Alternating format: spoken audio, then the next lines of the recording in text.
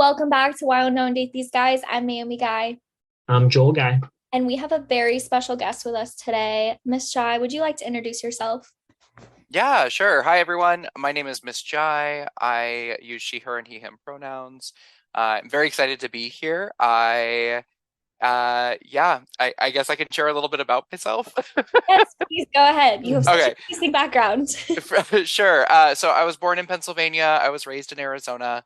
I lived in Tucson for most of my life and just recently moved to Phoenix. I'm a public speaker. I talk about trans and non-binary health and well-being. I myself am openly trans and non-binary. I identify as genderqueer. I love video games. I love being creative. I'm working on an art project right now and a a textile project for sewing and things like that. So I just love being creative and doing all sorts of creative things. I love video games, dogs, visiting new places. I'm very much into trying new foods and but watching the same shows over and over. So adventurous in some ways and not adventurous in others. And my background is in sexual health and sexual well-being. I've been doing that for a little over the last 12 years.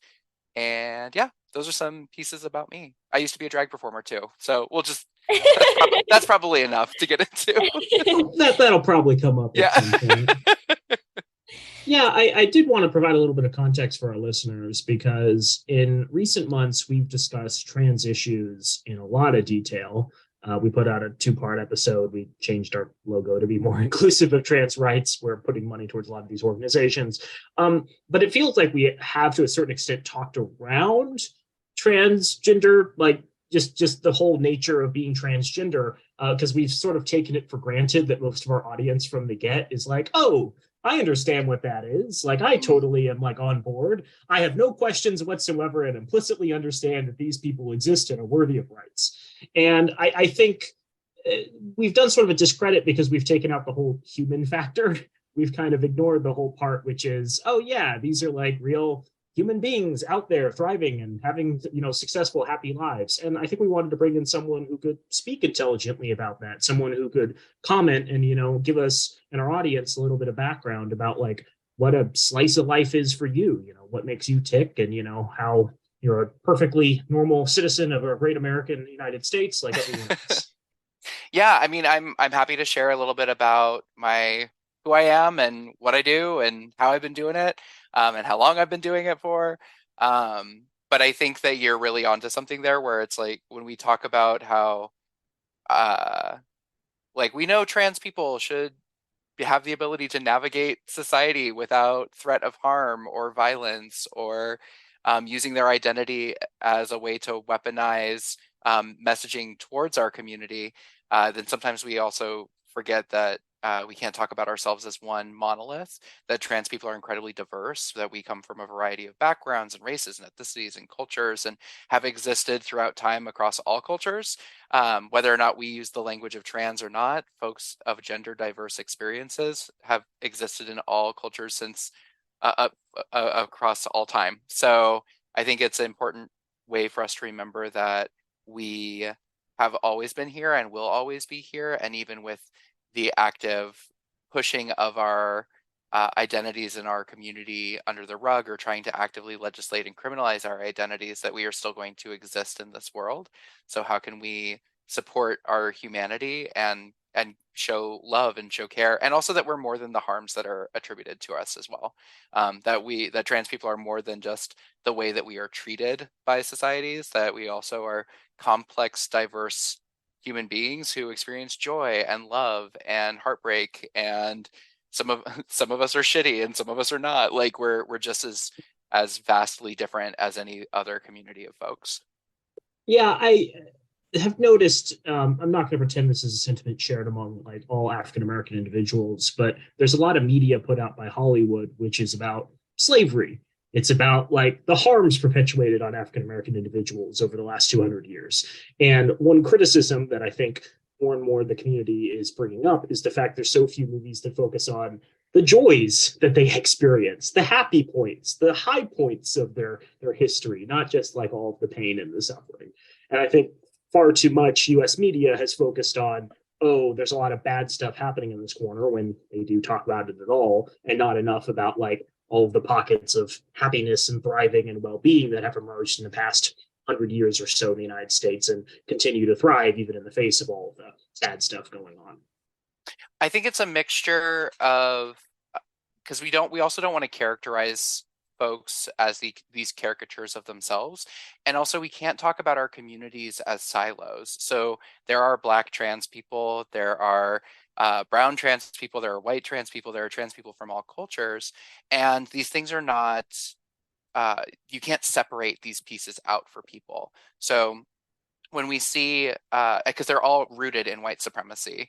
And so when we see how Indigenous peoples were treated around gender identity specifically, lots of First Nations tribal communities had gender diverse people as part of their community. These were folks who may have been like highly revered or held specific roles in the community. And it was through colonization and active white supremacy trying to rework how the communities were able to function, that really like removed and demonized trans people in those environments and queer people in those environments. And we see this happen kind of over and over, but that's part of the power and control struggle dynamic that white supremacy culture upholds, is how can we make sure that we are showing this exerting power against this community in order to make them easier to control and in order to keep them oppressed and farther away from their cultural backgrounds and their ancestry and the things that have provided them sustenance and support and the ability to thrive over time. And so I think about how it's difficult because we want to acknowledge the fact that these are harms that have happened, like especially for Black folks across the diaspora. The transatlantic slave trade did a lot of harm and damage to generations upon generations of communities. And so it's important that we acknowledge and that we recognize how what that has done and see examples of that in media, and also recognize that that is not the only defining factor of a community. Just like with trans people, the only defining factor of our community is not just that we experience high levels of violence, that we experience high levels of homicide, and that the homicide that we experience is incredibly violent as well. That it's not just someone was shot, it was that someone was shot 50 times. So we see these really high levels of violence perpetrated against our community, and it's important to bring awareness to those, while at the same time recognizing that we are not just the violence that's attributed to our community, just like any other community, that we have joy and love and we build relationships and have families, and it's not always the violence that is attributed to us. But the other piece of that too is that regardless of whether or not we have those moments of joy and those moments of thriving and those moments of building each other up and building community and mutual aid, that we're still existing within a society that continues to weather and beat against us with this perpetual violence that our communities experience. So even if we aren't experiencing it in the moment, we're still impacted by it because we are still in the environment that is hostile and violent towards us. So I have to ask, just because when I met you, you were giving this amazing talk. How did you get into like public speaking, and more like specifically, how did you, I think that just because everything that's going on in the US right now, we on this podcast call it sort of a trans genocide in that sense. Mm-hmm. Across the US. How did you get into that? And how did you get to the point where you were, I guess, like, I want to say brave, but like, how did you get to the point where you were like, okay, I'm going to openly do this. I'm going to be a public speaker. I'm going to stand up for this population. What pushed you to do that? Well, so first, I would agree around transgenocide. I think that we are actively seeing apartheid take place in through legislation. So the active structural development to displace people and to make environments, especially states, criminal spaces for people, and legislatively make it so that folks are going to experience more violence, whether that be at the hands of the state or experience that because it is now permissible because of the way that the state is interacting with our community. And so I would agree with you around trans genocide. We also know that trans and non-binary people have a lifetime prevalence of suicide of 40%, or attempted suicide of 40%. So even I would also attribute that to trans genocide, that it's intentional um, to harm our community in these ways. The reason that I started doing this work is partly because I didn't have a choice. So I can walk around in my neighborhood, I can walk around in my environment, and I can experience these things on a daily or weekly basis of having insults flung at me, especially now that we're in a global um, internet connected society.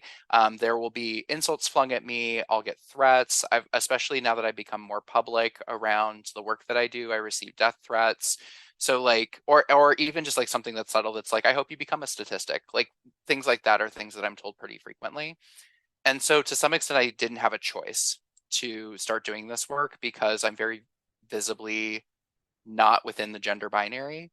And so most folks, when they see me, if I'm expressing my gender in a way that feels authentic, then are aware of my transness. And then the other part of it was that I felt really called to do it because my voice is going to be heard in a way that my Black and brown siblings' voice won't be heard because of white supremacy, because of the avenues of privilege that I have to be able to be in front of audiences and be able to find inroads because I am white. And so, how can I use my privilege and leverage my privilege to make sure that I'm creating spaces and inroads for my Black and brown siblings to be able to come in and also do this work, which is why it's also important to me that when I am doing presentations, when I'm doing technical assistance, when I'm training folks, that I take that as an opportunity to bring in my colleagues who also do this work so that they are in front of an audience and can speak to the nuances of their own experiences and the nuances of their own community lens on it, especially as racial and ethnic minorities, or as someone who identifies as part of the trans community, but from a different perspective. So my trans masculine siblings, my non-binary siblings who were perceived as cisgender women all their life, like their experiences of society are going to be different because they've grown up in such a way that they already didn't have access to privilege in a lot of ways because of their perceived gender identity, whereas I was perceived as male for most of my life. And so during that time, I was kind of shepherded along in this like expectation of manhood.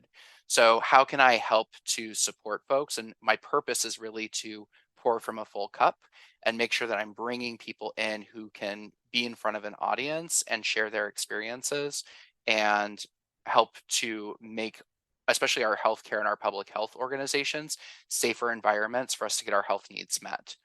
Because one of the biggest barriers that we know from studies, from needs assessments of trans communities, from the US Trans Survey, is that one of the biggest barriers are providers themselves not knowing anything about trans people or being actively transphobic. That seems rewarding, but also like frustrating. I'm kind of wondering if you have kind of an inclination towards one mood or the other, because it seems like you always are expected to act in a certain way, representing your community and being like the best embodiment of it for the other people that you talk about. And you always have to be open to having those conversations, even if you have an upset stomach and just want to go home and lie on the couch. You still have to present in a certain way and conduct yourself in a certain way and be ready to give like a quick elevator pitch about your existence as needed. Yeah, I think we see that from anyone who's marginalized in our society as well, right? We're expected to be the ideal for our community because it's almost as if there are eyes on us at all times, because there are eyes on us at all times. Um, and so we're expected to be this ideal. And when we step out of line, then suddenly we become the example of why our community can't be trusted, or we become the example of why our community is actually unwell or unhealthy or mentally ill or any of these other things. And so we are expected to be both accessible at all times, meaning that we are willing to talk about our identities, we're willing to educate our peers, we're willing to be approachable, and we are expected to always be perfect. We're expected to always be um, exemplary, and it's unrealistic because no human is perfect or exemplary, and all humans have human things about them. And so I think that it becomes really challenging. It can be very, very challenging to have these conversations. And so that's why it's so important to me now to be doing more around my own self-care, and also being willing to say no to things and say, like, I Mhm. don't have the capacity right now to do this, or I'm not able to take on another training, or I'm not able to talk about my identity right now because I literally just want to sit and vegetate because my brain is mush right now, or I'm experiencing grief because we just got another announcement about more anti-trans legislation that is coming about, and I just don't have the emotional capacity to meet you where you're at today in order to help you understand why you need to use someone's pronouns and use someone's name, when I'm also experiencing this high level of grief for my community and this fear around what this means for me and my family. Yeah. For the last 2 years, we've kind of come up with a pun mantra for the year for people to focus on in either their dating or personal life. For 2022, it was 2020 too much fun. For this year, it's 2023 20 ravioli.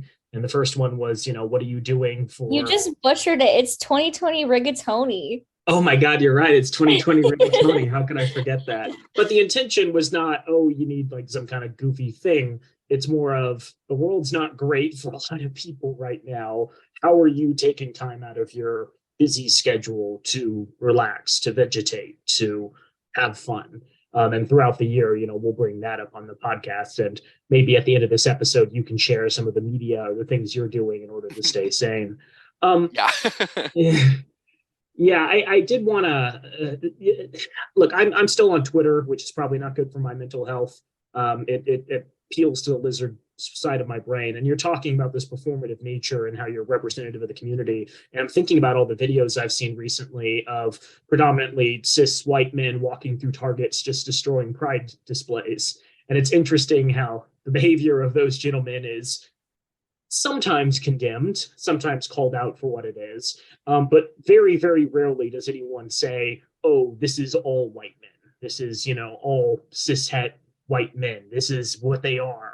But so often on videos on the internet that has any person who's a minority, that minority is representative of all of the flaws of that entire minority. And it's interesting how there's that double standard. And I'm sure many people are not even conscious of it, but it's definitely there nonetheless.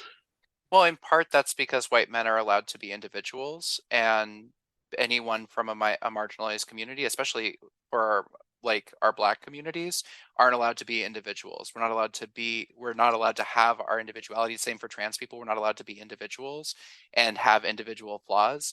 And so, whereas white white folks, but also like white men specifically, are allowed to be individuals and be like one-offs and not speak for or be characterized as a community, whereas any of us from marginalized communities oftentimes are characterized as like, well, this is one reason why this community is, again, not trustworthy, this community is mentally ill, this community is violent or dangerous or any other way. It's because we're not allowed to be individuals. I did want to jump back slightly because you talked about how you benefited from the fact you've presented as masculine for much of your life, and you have less of the restrictions that other individuals in your cohort do because of that. While you may have presented as masculine for most of your life, when would you say stopped identifying as purely masculine? Like I around what age? Or maybe I'm phrasing this improperly. I'm No, not no, no, sure. you're fine. Go ahead. Well, yeah, I guess that's the question. Like, at what point did you wake up one day and say, I feel different than how society, looks at and reacts to me? I think my story is not too much different from other trans and genderqueer, non-binary people. And I use that language interchangeably because that's what fits for me. I have lots of trans siblings who live on the binary and identify as trans men or as trans women. For me, my identity is more an amalgamation of masculinity and femininity. That's femininity. That's how I feel most affirmed. And so it really wasn't like I woke up one day and here she was. It was more, it's like when you go back and you look at your childhood, and I think about for any of us, right? Think about the first crushes that you had. Think about the first cartoon characters that you saw that you were like, like that's a really cute cartoon character. Or think about the first time that you wore an outfit that you were like, oh, I feel really good in this, like or like I loved this thing, so I wore it all the time. My favorite thing when I was a kid, I had a buzzed head with a rat tail until I was like the age of 8. It was absolutely heinous. I don't know why my parents let me do it. But I look back on all of these things and I think to myself like, oh, there were all of these clues all along. Hindsight is 2020, right? And so when I was really young, I think I was 5. My stepmother asked me if I'd rather date a boy or a girl. And I said, I'd rather date a girl. And then I came back like 20 minutes later and I was like, I'd rather date a boy. And I didn't really know what it meant. But it was something that I expressed. And that's more of like the sexual orientation pieces. But for gender identity, I had always felt kind of femme. And I grew up with 3 siblings who were all masculine at the time. One of my older siblings has also come out as trans. But I grew up with 3 siblings who were all masculine at the time. So there were 4 of us boys, and we were always doing things. We were in Boy Scouts. We were always going hiking. We were with my dad on the weekends, and it was always like an outdoor activity. And during the weekdays, it was always like nerdy stuff with my stepfather and with my mom. So they were really into Star Trek, and they were really into the Renaissance Fair. And it was like all of these things that, and video games and all these things that I think there are expectations for masculinity and femininity to play through in those. And I would see my siblings do what felt comfortable and safe for them, which was a lot of the masculine pieces. And for me, I was like, I didn't want to do any of the masculine aspects. Like I didn't want to go for my swimming badge or my badge around athletics. I wanted to do my badge that was associated with archery, and I wanted to do my badge that was associated with creative pieces. And when I was in middle school, I started really like coming into my own. I came out when I was in middle school, which was young at the time for folks my age. Was I came out in middle school as bi, as pan, as gay. I kind of tried it all on to see what fit most and felt most authentic. Um, but my middle school dance, my 7th grade dance, I went in drag. And that was the first time that I felt like I could express myself outside of the home in a way that was perceived as feminine. And I received a lot of negative flack from that from other folks in the school. So it was a lot of like, who are you? Like, why are you doing this? Why are you acting this way? All the way to like just like outright bullying. And it took a really long time for me to then become comfortable in my femininity again. And so I like recloseted around my gender identity because I was really afraid of how I was going to be treated. And I internalized it a lot and became incredibly transphobic.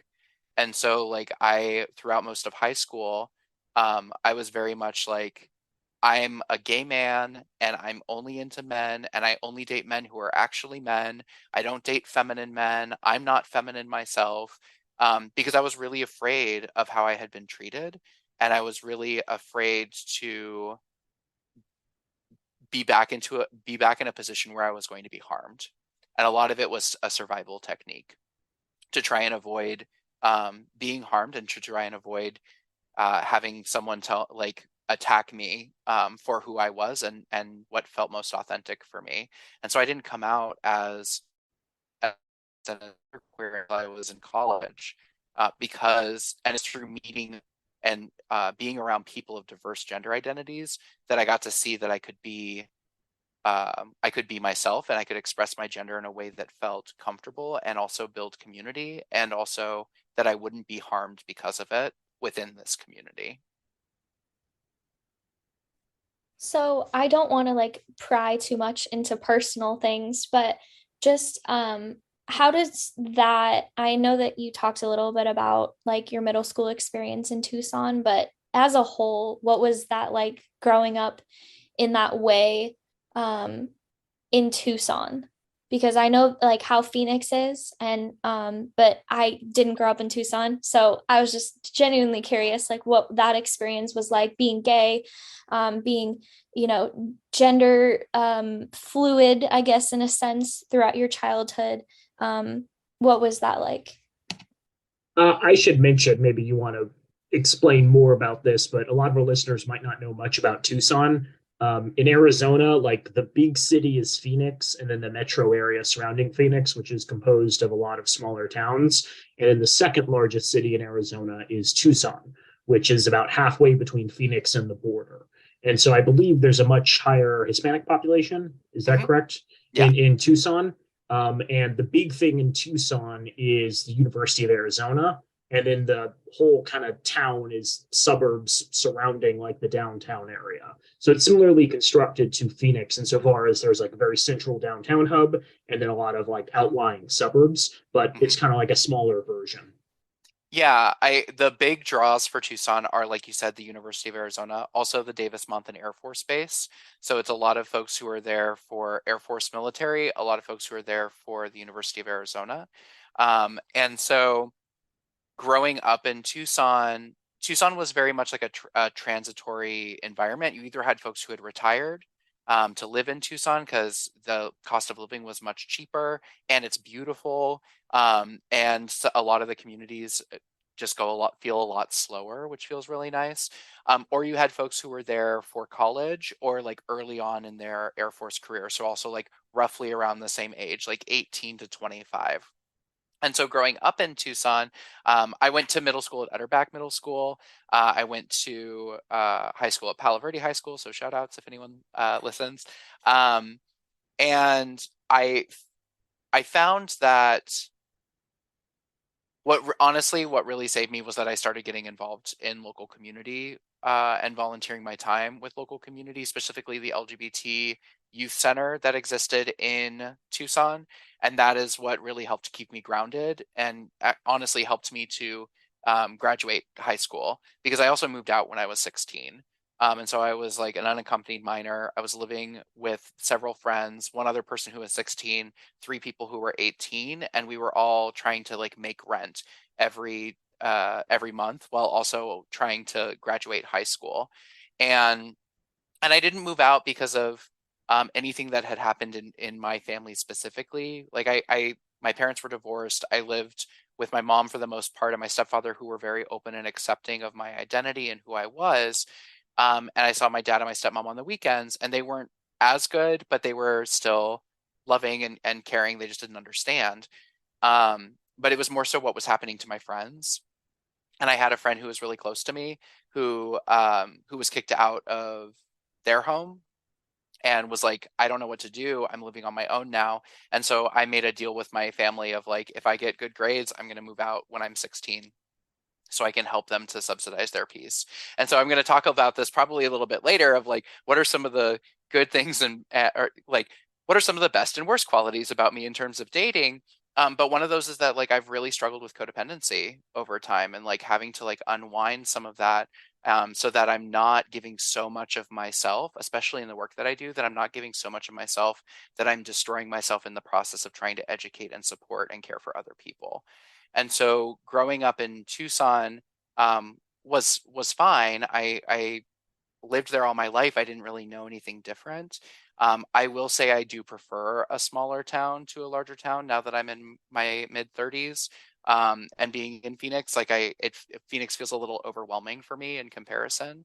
Um, but I didn't really because I was either part of the LGBT youth center I was closeted around my gender identity. A lot of folks just read me as a gay man, and so coming out as bi later in life, coming and I really identify as pansexual, and coming out as trans, it's really shifted the way that a lot of people perceived me, and some of the community that I built, unfortunately, kind of fell off because of the ways that bisexual people, pansexual people are treated, both in heterosexual communities and in the queer community, and also the ways that transgender people are treated in predominantly cisgender gay male spaces.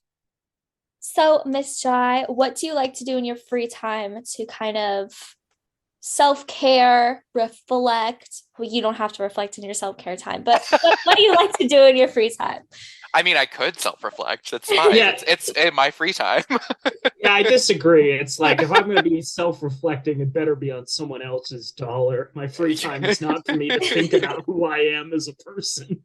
Well, so let's see, my free time. So I have the audacity to think that I can do things without having any prior skill or knowledge set. And so right now in my free time, I am working on like some large scale sewing projects. I'm trying to make a series of accessories for a wedding that I'm going to in a few weeks. I really love to do creative things and feel like I'm able to turn my mind off around the academic and the sociology pieces of my brain in talking about identity and just focus on some one thing. I also really love video games. I've been playing the new Zelda game and I'm obsessed, and that's been really phenomenal. And then I really love spending time with my friends as well. I'm part of a couple of groups here in Phoenix. I'm part of and like try and spend some time with them as well. So I spend time with the Phoenix Boys of Leather. I try also to just get out and be out in the community, whether that be like going on nature walks or hikes or spending time like learning about folks. I went to like a queer professional meetup yesterday. So I just try and be around people and like chit chat with people. I love learning about new people. So even my self-care like rest time is active because I just can't stop moving around. Here's I'm my kind of question. fine. What Sorry, go is ahead. Boys of Leather, just out of curiosity? What was the question? What is Boys of Leather? Oh, it's the Phoenix Boys of Leather. Yeah. So it's a social group that gets together for boys of all genders. So boys in terms of um, like hierarchy, dominance, submission, things of that nature. But like boys of all genders can get together and I'll have like a vested connected interest in leather and kink and destigmatizing kink and talking about sex in a sex positive way. And that's just a brief, that's not even their mission statement. I'm not a member, but I am a guest and I really have been loving getting to know folks through that group. When you said it at first, I thought it was something like the Masons, but like, Nope, very different, very, very different. We have less wigs. oh, okay. Okay. My stepfather I is a mean, Freemason maybe. too. Oh, that's interesting. Yeah, Yeah, maybe lots of wigs. the thing that's really holding back queer individuals from broader society is not enough secret societies. You don't have fancy rings and handshakes and special club activities. Well, now I didn't say that.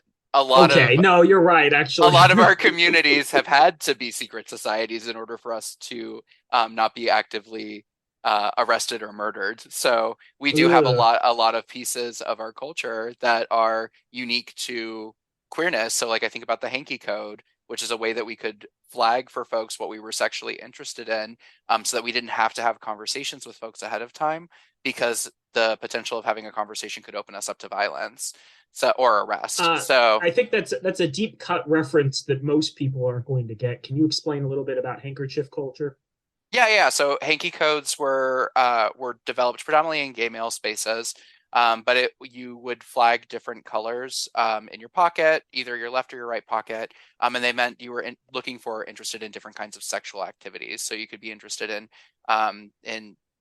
well, how vulgar can I be on your podcast?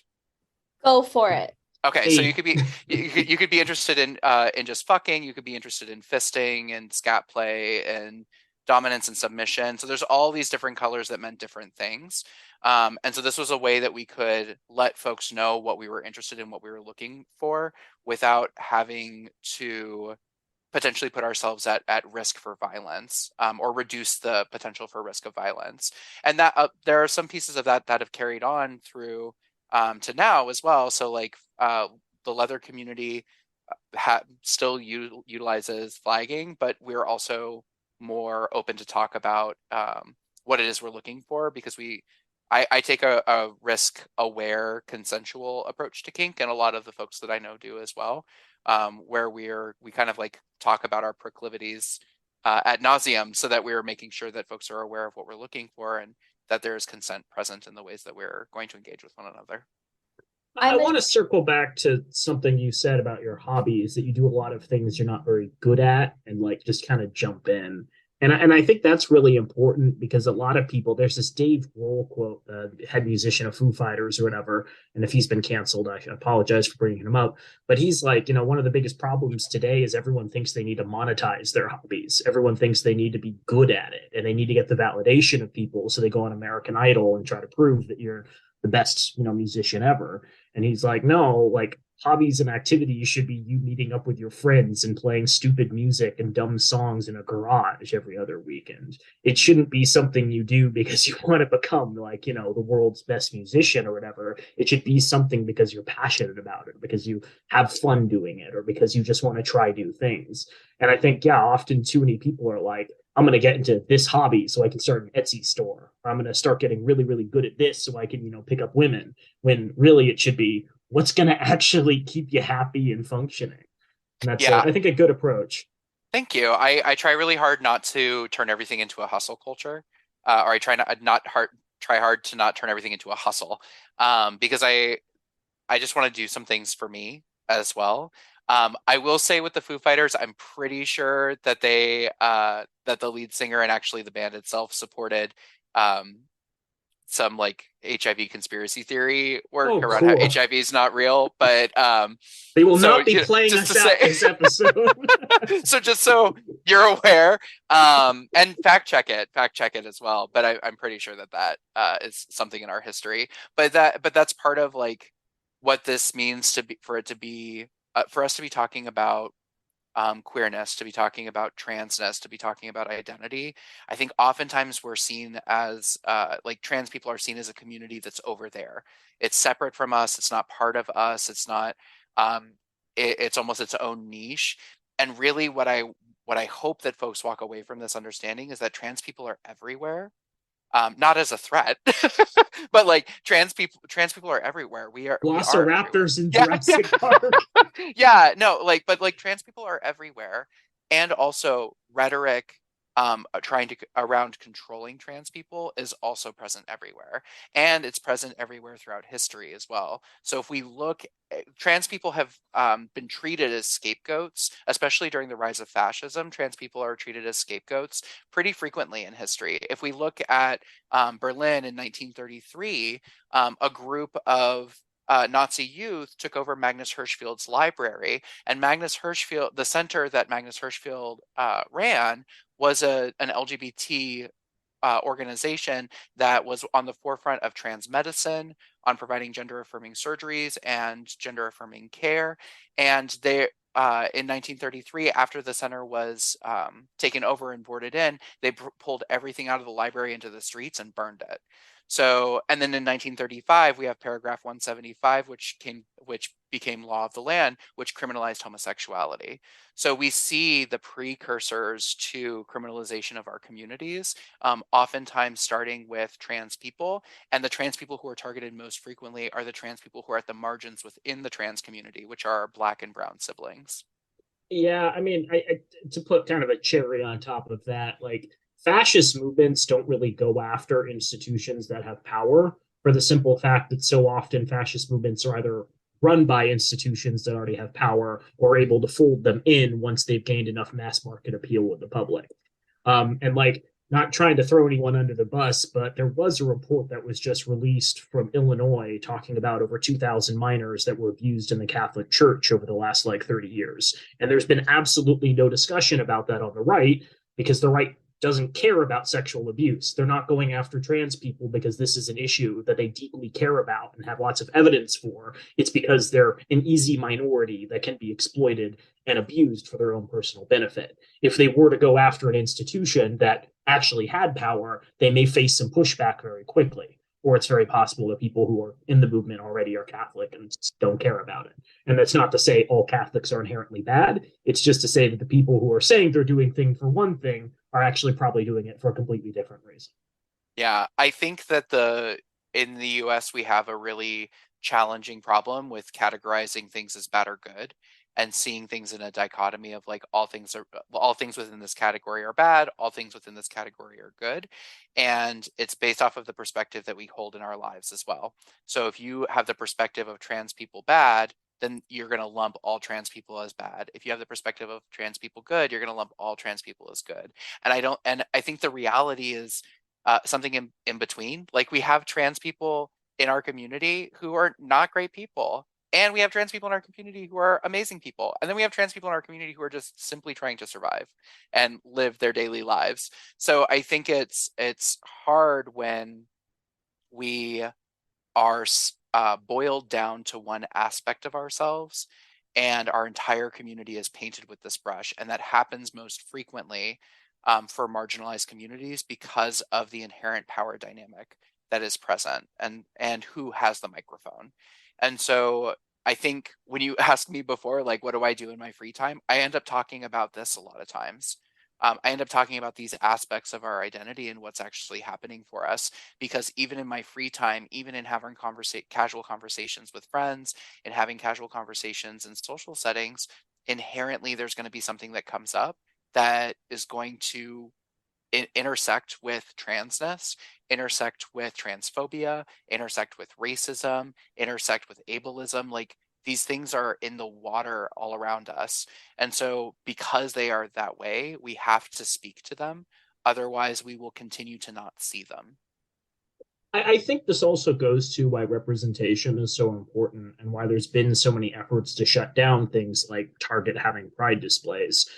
Because, you know, humans are kind of biased. We have really bad memories. And like, if we're asked to recall things, it's really rare you'll be able to recall like all the things you know on that topic. It'll just be like the things that are most like recent in your brain. I think it's even called like the recency bias or whatever. And so if all of the people you can think of who are trans come to mind and they like are bad examples of the community, you're probably going to lump them all in together and say all trans people are bad. But if, oh my God, US media is elevating examples of trans individuals who are good, upstanding, wonderful citizens doing all this cool stuff in the community, it's going to be much harder for people to make the argument that all trans people are bad. Because when someone thinks about trans people, they're going to be like, oh, actually, yeah, there's some really good people. That's how I perceive them. And so that's why I think so many activists are now targeting attempts to provide representation and visibility, like the whole Caitlin Mulvaney thing. It's because the more and more these people are elevated and seen as just normal individuals living their best lives, the harder it is for them to paint everyone as a villain and evil, as you say. Yeah. I think you're thinking of Dylan Mulvaney. Dylan Mulvaney, thank you. Yeah. You combined Caitlyn Jenner and Dylan Mulvaney, and I That's Oh exactly no, what I I was did do thinking. that. Yeah. Two very different folks, very different political spectrums of folks as well. And so I do want to mention quickly. So I run a show called Ask Miss Jai Live, where I talk specifically to healthcare providers and public health officials or organizations or like staff around ways that they can support trans and non-binary people. And I recently did an episode talking about, is visibility enough? Because I think having visible representation of trans people, having visible representation of the broader LGBTQ community is a great first step, but it doesn't actually make us safer. It doesn't actually change the material conditions of our lives. So Target having a Pride merch section is a great first step, but what does it mean for that to be sold in a state where it's illegal for us to exist? What does it mean for that to be sold by, and not using Target, but some other company as well? What does it mean for Pride merch to be sold by an organization that doesn't provide gender affirming care for their health care for their employees, or has dress code policies that makes it so that folks are getting penalized or in trouble because they're expressing their gender in an affirming way? So it doesn't make us safer just to participate in capitalism. And I think that is something that we call that pink washing, where these companies will come out during Pride Month and they'll say, oh, we love Pride, we love Pride. But it's also become this joke in our community too, where it's like June 30th, we have all of these logos that are Pride. And then the moment that it hits July 1st, it's like, well, back in the closet, fruit. Like we don't actually see changes occur. It becomes very trite because we know that companies are doing it in order to meet their bottom dollar, in order to make money and make money off of the backs of our community. And many of those companies will then take the money that they make off the backs of our community to fund our own disenfranchisement. Yeah, and I think when you're talking about visibility, obviously the best example is not Target, where as soon as they receive any sort of criticism from any number of people, decide to just pack up and abandon the whole concept. I guess when I'm thinking of visibility, I'm thinking in like a broader cultural lens where you have people in media, people in news, people who are writers and intellectuals, people in sports, oh my God, who are able to represent the community. So, really, regardless of where you're going to encounter in your daily media consumption, in your daily life, individuals who represent the community, who can form a more full picture about who they are. And, again, how they are not all this evil stereotype with, I don't know, forked tails and webbed toes or whatever the newest stereotype is. Yeah, Yeah, but I agree with you certainly that far too often corporations find it easy to take advantage of the fact that the community is asking for representation and then turn around and abandon them as soon as the getting is no longer as good. Yeah, I think too, if you so think about like when you've seen trans people in media, right? So I graduated, so I'm 35. I graduated high school in 2006. Up until my high school graduation, I don't remember once seeing a trans person in media who wasn't a sex worker, who wasn't a CSI murder victim, or who wasn't the butt of a punchline, the butt of a joke. So I remember watching Ace Ventura: Pet Detective when I was a kid, and the whole big gag at the end of that was that this really like powerful woman was actually trans and was hiding a penis, and then everyone became violently ill as a result of it. And I remember Soap Dish, where it was the exact same structure, and so this is, and Airplane, where it was the exact same structure. So it's like this is what representation looked like up until this point. And now we are at a place where we're seeing more diverse representation, where we're seeing trans people actually step into the limelight as lead stars, and we're seeing more types of trans people. Prior to 2006, I think the only time I saw a trans masculine person was in the Brendan Tina story, which is the story of Brendan Tina, who was killed. And so it was like, to be trans masculine meant we were going to die, and to be trans feminine meant that you were disgusting. And if those are the only messages that we have about our communities, then yeah, it becomes really easy to say, well, this is why we need to make sure that these people are forced out of our society. Not that we are not having a very important conversation, but I would honestly love to learn more about you as a person instead of just like the trans community as a whole. Yeah. So I would love to know, you mentioned this earlier, what is one of your best qualities and then some of your worst qualities? Because we run a dating podcast. We'd love you to just like push out what you want to talk about and like, what you want people to know about you. Maybe we can find you a person. We try every single time. We're terrible matchmakers though. But so what are some of your best and worst qualities? So yeah, let's change gears. I'm into this. So best and worst qualities. I'm long.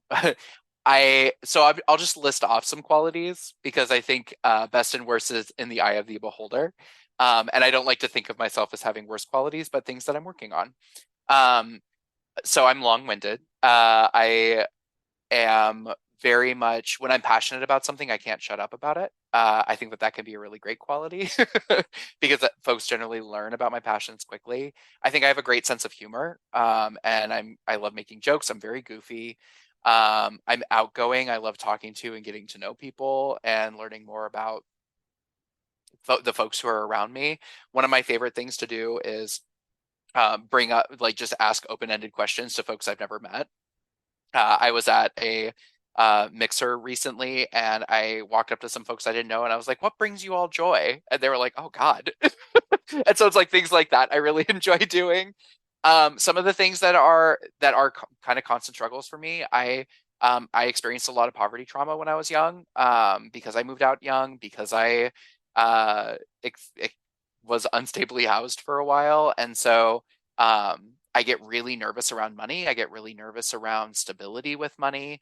I also shared before that like codependency is something I grew up with two sets of parents, and they were almost like carbon copies of each other, where it was one person who was a narcissist and one person who was codependent.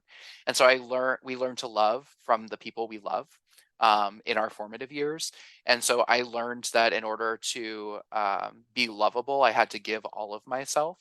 And so it was a lot of like trying to what I do now is I really try and unwind those codependency tendencies, because they're also pretty prevalent in our community of like be in order to show commitment to one another, we have to like fully envelop one another, and it's something that's been very difficult for me to unwind with my partners and with the people that I love, because that's kind of what we see a lot of.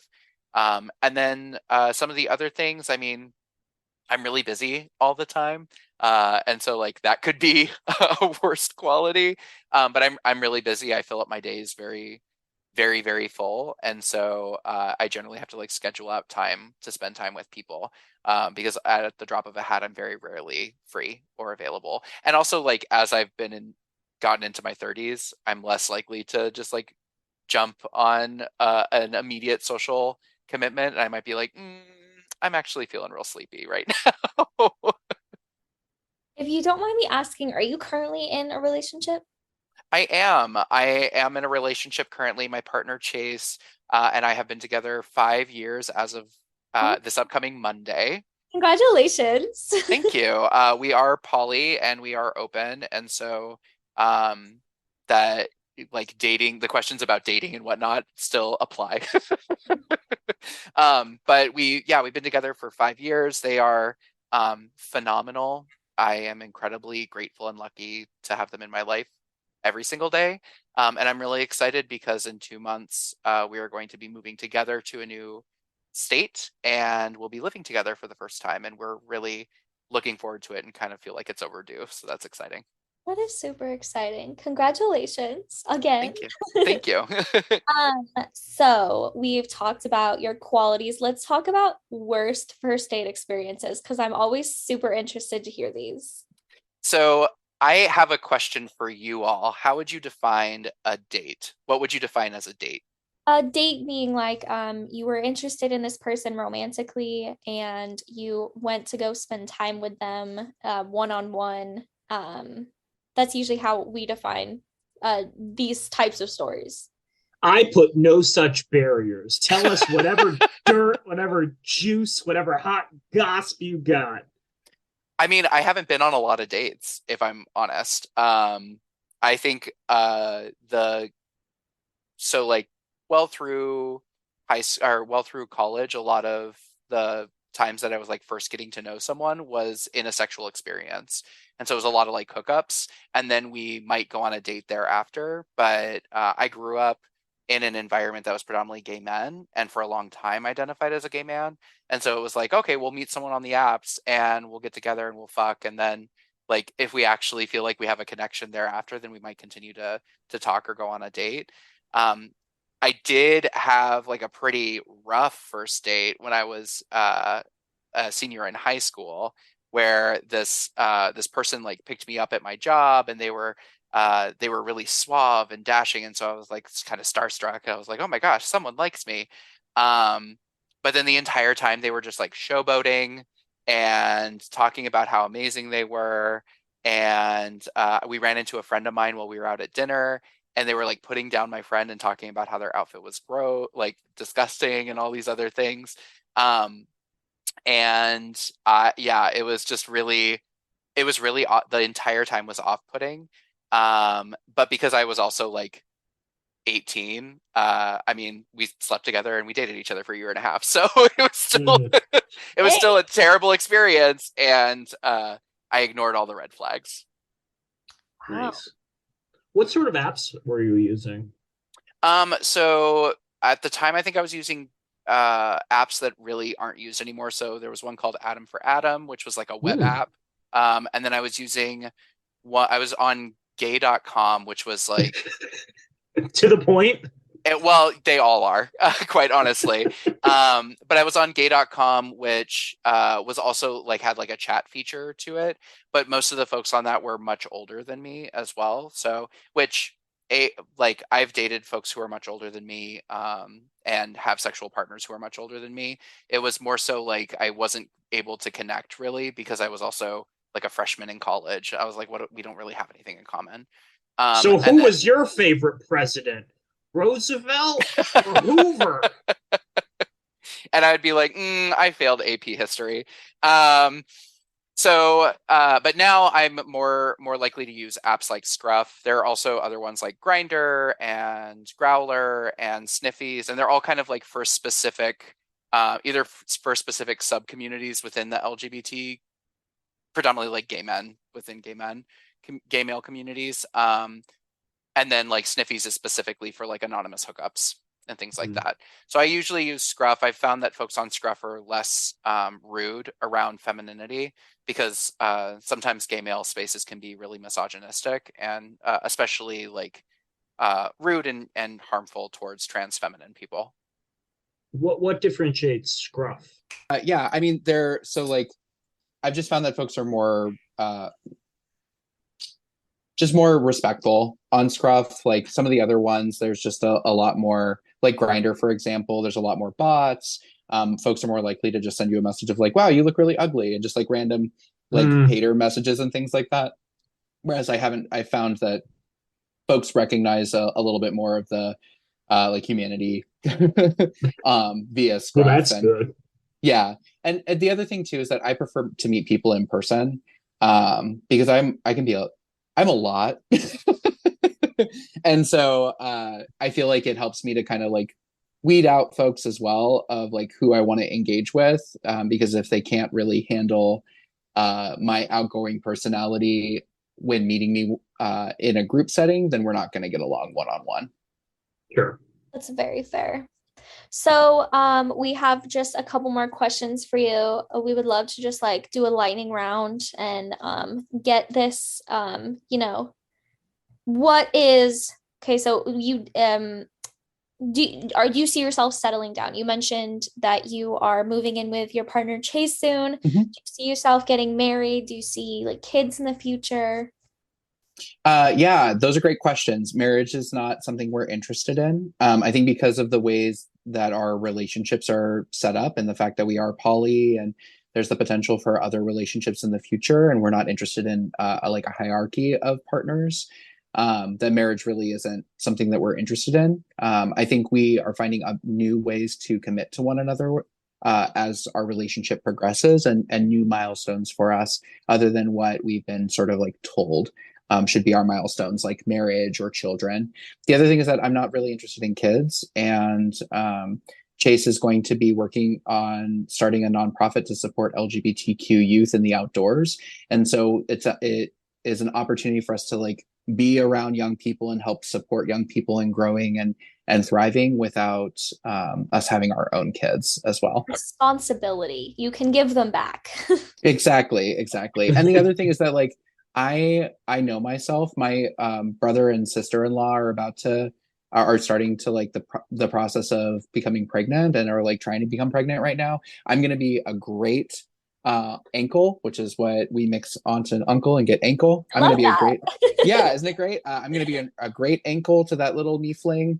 And that is the extent of the children I want around me. Business idea. It's a company that sells wedding rings to poly couples, but it's only one ring and it's the size of a hula hoop. And everyone in the poly couple can just fit in the middle of that as a symbol of their commitment. I would have to think that they have to come in multiple different sizes because you don't know like how big that hula hoop's got to be.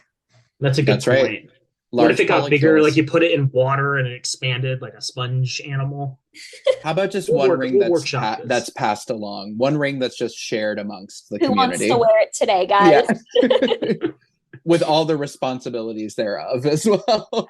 It's like the conch from the Lord of the Fireflies. No, what is it? Lord of the Flies? Lord of the Flies. There we go. What is up with you? Here I am commingling media again. I was thinking Grave of the Fireflies. Grave of the Fireflies, yeah. Different movies, different tones. So just on one last question on a more serious note, we talked briefly, actually not so briefly, about trans genocide in this country. And I'm just wondering what's some like advice that you would have for people that are actively grieving as more legislation comes out? Like what can we do as cis individuals? What can anyone do in this situation to make sure that one, we're taking care of ourselves, but also how can we advocate for others? So I want to speak first to my trans siblings who might be listening. I highly encourage you to take time off social media. The algorithm feeds us things that we engage with most frequently. And so it's been really hard on my mental health to constantly see an onslaught of new bullshit. And so take time away from social media, take breaks for yourself, and know that these are things that are happening because the algorithm shows that had us engage with one thing. And so now we're going to continue to see this harm that's happening for us. The other thing is that the system is not built or created for us to thrive in it. It's built and created for those who already are in positions of power to continue to thrive. And trans and non-binary people do not have that power in this equation. So just know that like if it feels hard, if it feels overwhelming, if it feels difficult, it's because it's intentional and because these systems are not built for us to thrive or live healthfully in. For my cis colleagues who are trying to figure out like what can I do, how can I engage, I encourage you to look up like what's happening in your local area, what is happening in the legislation in your state. Are there bills that are currently being voted on? Who are your representatives? Have you called them and left a message stating that how you want them to vote on such and such legislation? Have you connected with any of the local organizations that are serving trans and non-binary people or serving LGBT people in your area? Have you asked them how you can support them, or if there's any volunteer opportunities or any financial support or what resources can look like? Those are all ways that we can get involved. And then for those of us who are not of that kind of engagement way, I also think about like what conversations are you having with your family and your friends? How are you supporting the trans people in your family? Because lots of families have trans people, and it's kind of like we just don't talk about those folks. So how are you supporting the trans people in your family? How are you supporting the trans people in your community? Or when someone does make an offhanded comment, silence is complacency, and silence is political. And I think a lot of times people are silent because they're trying to be apolitical. They're not wanting to wade into the conversation because they don't want to come across as political, but your silence is political, and it's a passive aggressive way for folks to continue to be able to make like transphobic and homophobic comments. And it's also a message to the trans and queer people in your life that you're not stepping up for them when they need it. Well, we really super appreciated having you on our podcast today. Joel likes to ask this last question, but I'm gonna ask it this time. What is Silence is violence to myself. Betrayal. What is a charity that you would like to plug that you would like our listeners to either get more involved in or donate money to?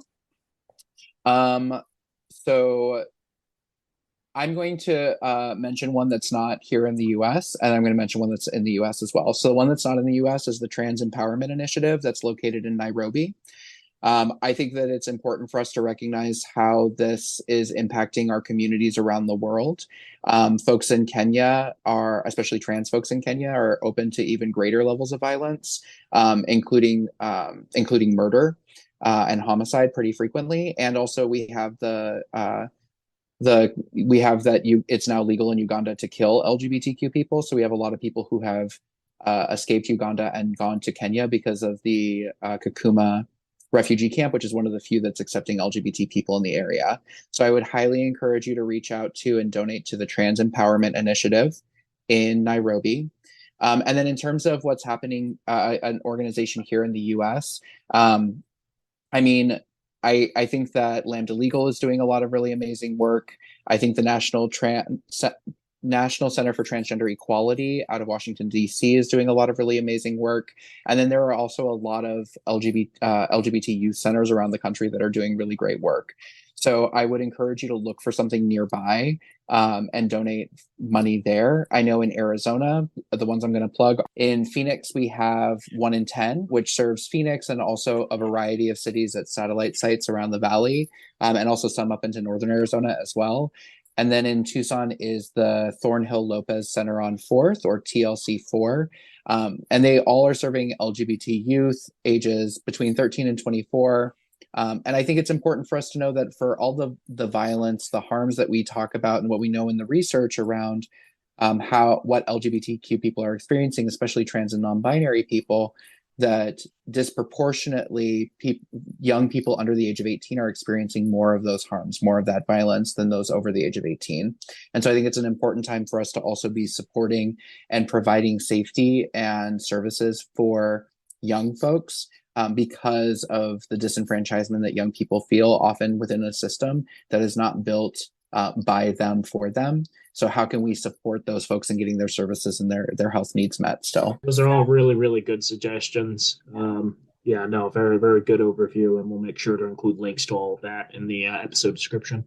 Is there anything else you would like to add on to this episode? General information about yourself? Would you like to plug any of, I know that you run a business, so if you want to plug that, like, go ahead. Talk what you want to talk about.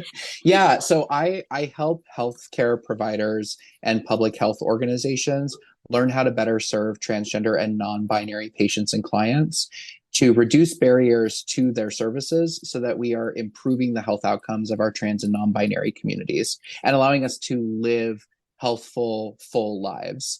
So if folks are interested in learning more about the training or technical assistance or any of those services that I provide, if there's any way I can be of service to your organization and bring these conversations to your organization, you can reach out to me. You can go to my website at www.askmissjai. Miss is MISS. So it's www.askmissjai.com. You can also find me on Instagram at AskMissJai. You can find me on LinkedIn at Miss Jai. You can find me on YouTube. I run a YouTube series called Ask Miss Jai. You can see a theme, right? So I run a YouTube series called Ask Miss Jai Live, which are weekly episodes talking about just how we can support trans and non-binary people. And that's through my YouTube channel as well. So I'm available on all the platforms. Please find me. Please connect with me. I love to have conversations and would love to continue this conversation beyond just the podcast.